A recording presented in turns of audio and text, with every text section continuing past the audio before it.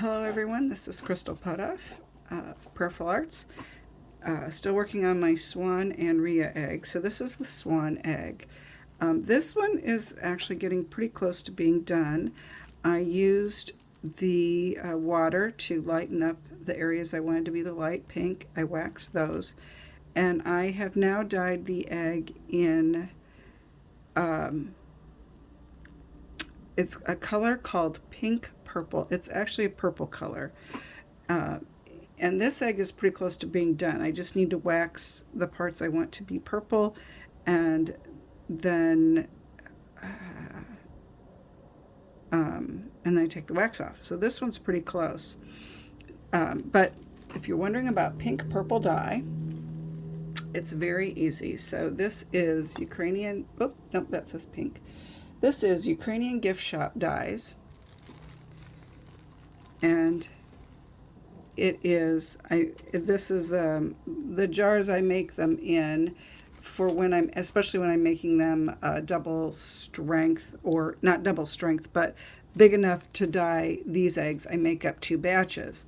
Well, in the case of the pink purple, it is 1 package of the pink dye, 1 package of the purple dye, 2 tablespoons of the white vinegar, and then water to fill it up to wherever. I don't think it's quite 2 cups, but so that's, and it's a beautiful color. It's kind of a deep purpley color. You can see it.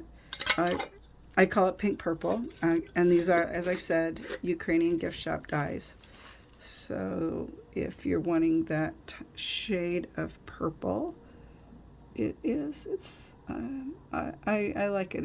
It's one of my favorite colors to use for a deep purple. So that's our the Swan egg.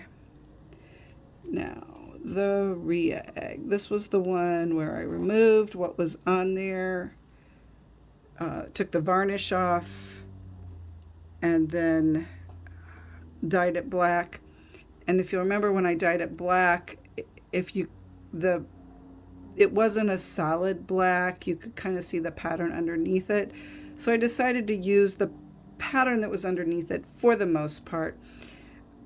If I had to do this over again, I would etch it back to the white and then dye it black, because even though I was using the white wax, because the black wasn't a consistent black, it had all these variations in it, it was at times very difficult to see where I had actually put the wax on. I was doing it by feel a lot, and when I was taking the wax off, I even noticed, let's see if I can find it. Okay, right here. Obviously, I thought I had wax on that, and I didn't. So, and there's a few other little areas I'm going to have to touch up that I thought I'd put wax on them, and I hadn't. So it was a good learning experience. I'm glad I did it that way. It was good to know what happens. It did etch back to white.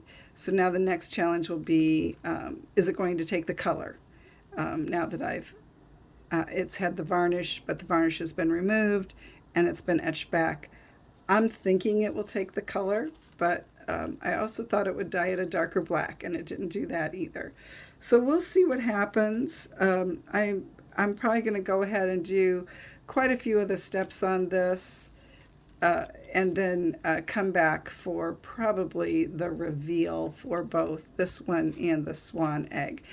And just so you know, what I'll do to touch this up, I will take a Q-tip and I will make that area black, put the black dye on there, wax it, and then I'll see if I can just wash it off. If it won't wash off, then I'll etch it off. And I use the Acid Magic and any other spots that I need to touch up.